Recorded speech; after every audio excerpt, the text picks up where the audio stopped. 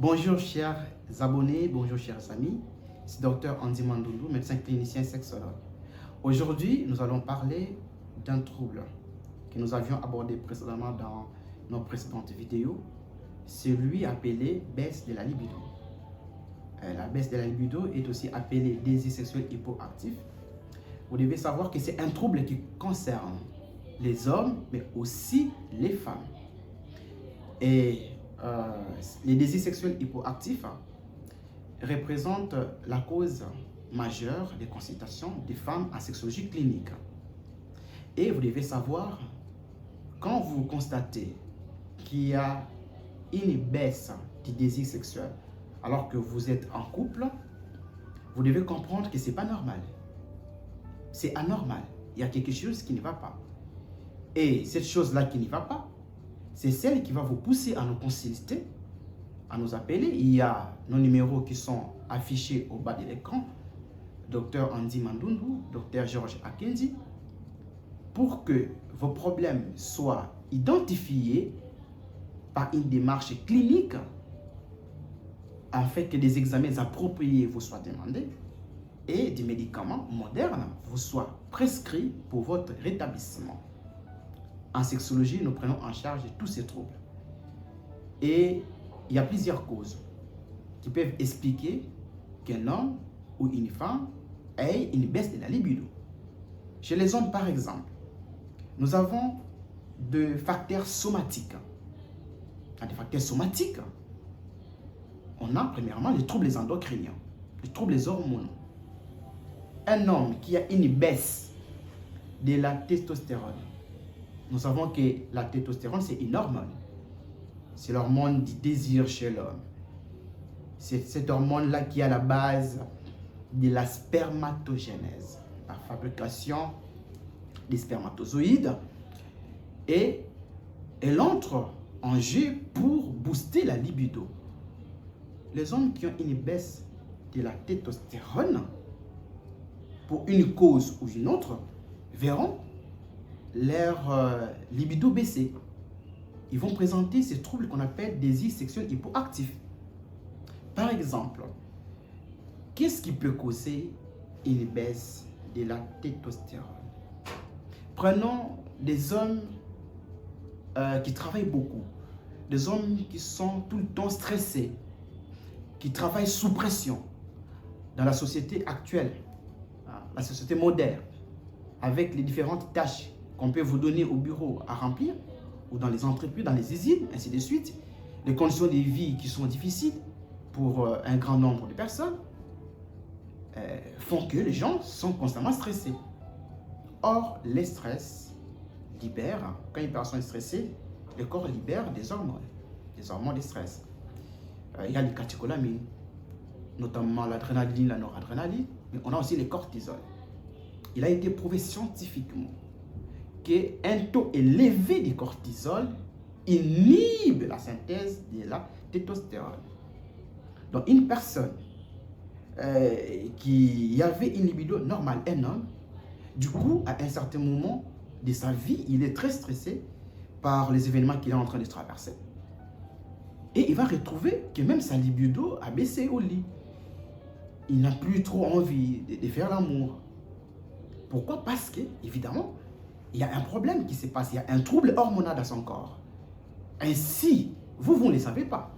Mais vous devez consulter pour qu'au bout de la consultation, qu'on puisse diagnostiquer au cas par cas que pour vous, votre baisse de la libido, il est lié à un taux bas de la testostérone. Il y a des examens de laboratoire qu'il faut faire, qui vont nous orienter à savoir quel est le taux normal du cortisol dans ton corps, en rapport avec ton âge, quel est le taux normal de la testostérone dans ton corps, en rapport avec ton âge, et en fonction de ça, on va diagnostiquer ces troubles et mettre un schéma thérapeutique adéquat pour soulager votre problème. Déjà, la baisse de la testostérone chez un homme, ça peut être l'une des causes d'un désir sexuel hypoactif, que nous appelons aussi baisse de la libido. Mais chez l'homme aussi, on a un taux élevé de la prolactine. La prolactine. Quand la prolactine, qui est aussi une hormone, est très élevée, chez un homme, on peut aussi retrouver chez cet homme-là une baisse de la libido. Parlons toujours des hormones. Nous avons par exemple les estrogènes, des hommes qui sont soumis à des traitements où ils doivent bénéficier des estrogènes, par exemple. Les estrogènes, ce sont les hormones féminines, mais qu'on retrouve en très petite quantité chez l'homme. Un homme qui a un taux élevé d'estrogène parce que peut-être qu'il prend du médicament ou bien une alimentation qui serait riche en estrogène. Là, on peut retrouver dans cet homme aussi une baisse de la libido. Mais tout ça, il faut une démarche clinique, scientifique, pour pouvoir diagnostiquer ces problèmes et appliquer un schéma thérapeutique pour sa prise en charge. Ça, c'est un rapport avec des facteurs somatiques. Donc, on a les troubles endocriniens, les troubles hormonaux, mais nous avons aussi certaines pathologies comme des pathologies prostatiques. Un homme qui fait des prostatites chroniques. La prostate, c'est une glande. C'est une glande, ça fait partie des organes sexuels chez l'homme. C'est une glande qui est située en dessous de la vessie.